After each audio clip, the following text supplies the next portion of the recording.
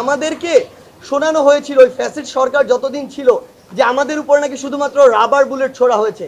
আপনি হসপিটালের বেডগুলোতে যান, কারা আছে, শরীরের এক পাশ দিয়ে বুলেট ঢুকেছে, আরেক পাশ দিয়ে বের হয়ে গিয়ে আরেকজনকে আঘাত করেছে, ওই বুলেটগুলো পর্যন্ত ব্যবহার করা হয়েছে।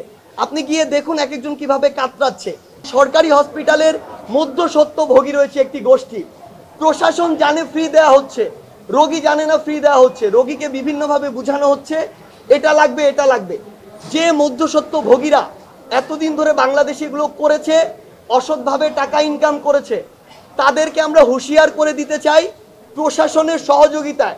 ফার্দার আমরা যদি কাউকে এরকম কোনো কাজের মধ্যে দেখি, তাদের বিরুদ্ধে চাকরিচ্যুত করা সহ যত ধরনের পদক্ষেপ নেওয়ার জন্য যত ধরনের ব্যবস্থা আমাদের পক্ষে নেওয়া দরকার আমরা তার সবগুলোই নিব।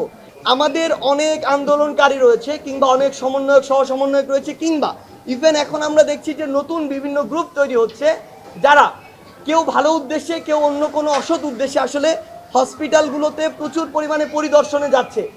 এটি যাওয়ার বেশ কিছু সমস্যা রয়েছে, তাদের অনেক বড় সংখ্যা যাচ্ছে, যেটি আমাদের ওইখানকার আসলে স্বাস্থ্যগত যে নিরাপত্তা কিংবা পরিচ্ছন্নতা এই ইস্যুটিকে সমস্যা করে।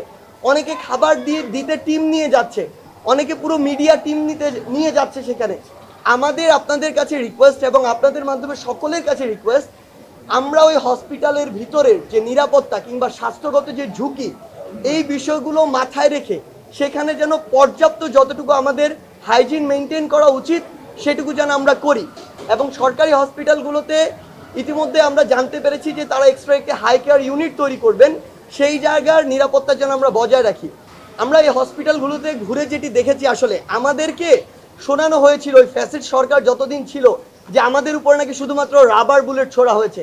আপনি হসপিটালের বেডগুলোতে যান, কারা আছে, শরীরের এক পাশ দিয়ে বুলেট ঢুকেছে, আরেক পাশ দিয়ে বের হয়ে গিয়ে আরেকজনকে আঘাত করেছে, ওই বুলেটগুলো পর্যন্ত ব্যবহার করা হয়েছে।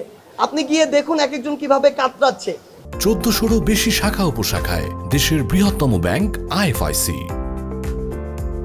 এই যারা একটি গণহত্যার মতো একটি বিষয়ের সাথে জড়িত ছিল, আমরা ছাত্র সমাজ এবং বৈষম্য বিরোধী ছাত্র আন্দোলন বলতে চাই, তাদের যেন এই গণহত্যার দায়ে বিচারটি দেশে এবং আন্তর্জাতিক মহল থেকে হয়, এই কথাটাই আমরা বলছি। এবং প্রাইভেট হসপিটালগুলোতে লাখ লাখ টাকা নিয়ে নেওয়া হয়েছে, যাদের অলরেডি ডিসচার্জ করা হয়েছে।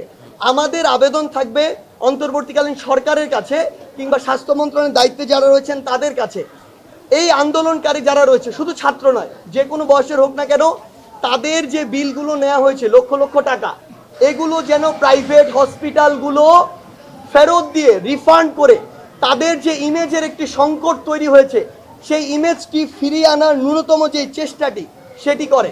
এটি আমাদের সকল প্রাইভেট হসপিটালের কাছে একটি আবেদন থাকবে। এবং সরকারি হসপিটালের মধ্যস্বত্বভোগী রয়েছে একটি গোষ্ঠী।